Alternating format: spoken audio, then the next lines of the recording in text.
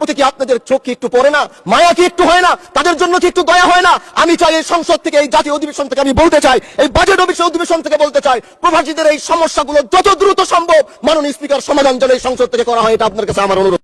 আজকে প্রবাসীরা যখন বাংলাদেশে আসে, এই জাতীয় সংসদে 1 থেকে 1.5 ঘন্টা তাদেরকে নিয়ে আলোচনা হয়েছে, কিন্তু সেই আলোচনার প্রতিফলন কি হয়েছে সেটা আজও এখনো দেখলাম না, জানলাম না। কিন্তু আমরা জানতে চাই, আমরা ফ্রিডম ফাইটারদের পক্ষে কথা বলতে চাই, যারা দেশের পক্ষে লড়ছে, না খেয়ে লড়ছে, ঘাম দিচ্ছে, কষ্ট করছে।